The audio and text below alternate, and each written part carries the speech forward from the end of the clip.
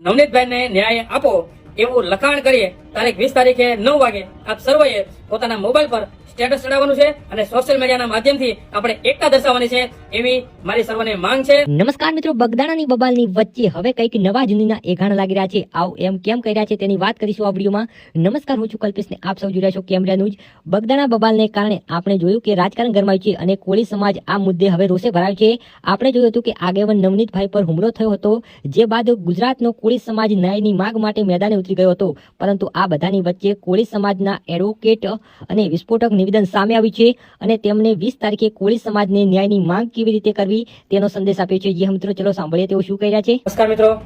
હું છું એડવોકેટ ચેતન બારૈયા। મિત્રો, તારીખ 15 તારીખના રોજ બગદાણા ખાતે જે આત્મવિલોપનની ઘટના બની એ ખરેખર સમાજ માટે અને પ્રશાસન માટે ખૂબ જ દુઃખદ ઘટના કહેવાય।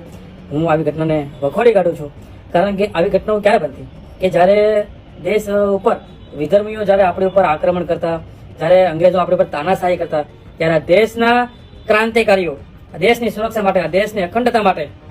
એ લોકો આત્મવિલોપન કરતા, કારણ કે સરકારને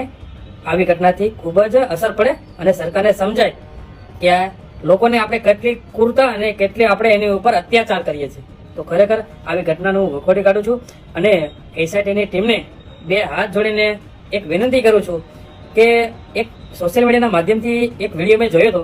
કે પોલીસ સ્ટેશનની બહાર કોઈ વ્યક્તિ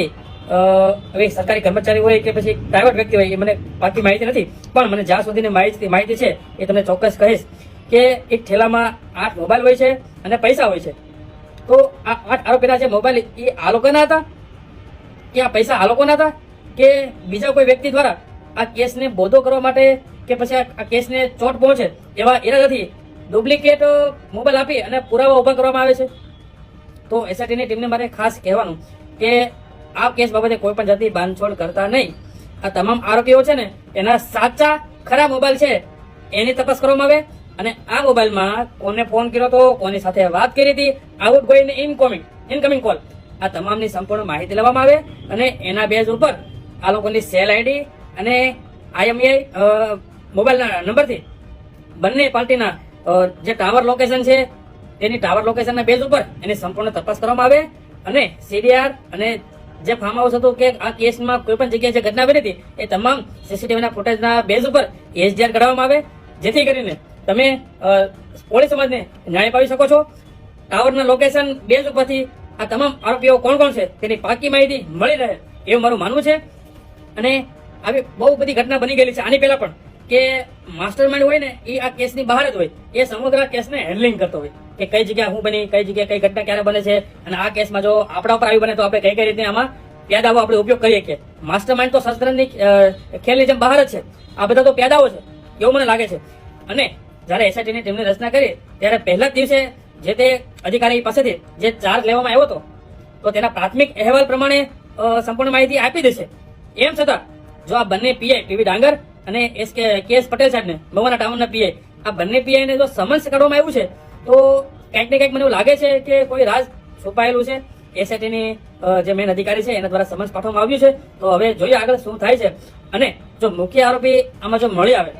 તો આ મુખ્ય આરોપી ઉપર બીએનએસની કલમ 3/5 એમાં ઉમેરો કરવામાં આવે અને એમાં ઘણા બધા જજમેન્ટ છે। હું તમને શોર્ટમાં જે મુખ્ય જજમેન્ટ છે એની માહિતી આપું કે મહેબૂબ શાહ વર્સેસ એમ કોરલ એન્ડોસ રિવલ કેસ। બીજો જજમેન્ટ છે Mahendra Kumar Ghosh versus king emperor post office case અને રિશિયોડ Pandey versus state of Uttar Pradesh. તો આવા મોસ્ટ ઓફલી જજમેન્ટ એવા છે અને આવા ઘણા પણ મોસ્ટ ઓફલી આવા કેસ જ્યારે બનતા હોય કે માસ્ટરમાઇન્ડ હોય એ અલગ જગ્યાએથી તે આ ગુનો પાર પાડવા માટે આખું સંકલન કરતો હોય, આખી ઘટનાનું સ્ત્રોત બનાવતો હોય, આખી ઘટનાને પાર પાડવા માટે આખું પ્રી પ્લાનિંગ કરતા હોય, તો સરકારને મારી ખાસ અપીલ છે કે આમાં તમે પૂરેપૂરો સાથ આપે અને સહયોગ આપો અને નવનીતભાઈને અને પરિવારને ન્યાય મળી રહે એ માટે સંપૂર્ણ આપ દ્વારા મહેનત કરવામાં આવે અને સમાજમાં જે કંઈ પણ રાજકારણ થતું હોય, હું તો માનતો જ નથી રાજકારણ કે રાજકારણ સમાજમાં થતું હોય, પણ જો રાજકારણ થતું હોય તો આપણે ગેરમાર્ગે કોઈ દોરાવું નથી। આપણે ફક્ત ને ફક્ત નવનીતભાઈને ન્યાય મળી રહે એના માટે આપણે સંપૂર્ણ પ્રયાસો સમાજની એકતા બતાવીને આપણે કરવાના છે અને આ એકતા આપણી હંમેશા માટે અકબંધ રહે એવી આપ સર્વને મારી નમ્ર વિનંતી છે। તો આપ સર્વને હું કહેવા માંગુ છું કે તારીખ 20 તારીખે તારીખ 20/1/2026 ના રોજ આપ સર્વ કોળી સમાજના મારા તમામ યુવા ધનને મારે ખાસ વિનંતી કરવી છે કે આપણે પોતાના ઇન્સ્ટાગ્રામ, ફેસબુક કે વોટ્સએપ પર સ્ટેટસ ચડાવવાનું છે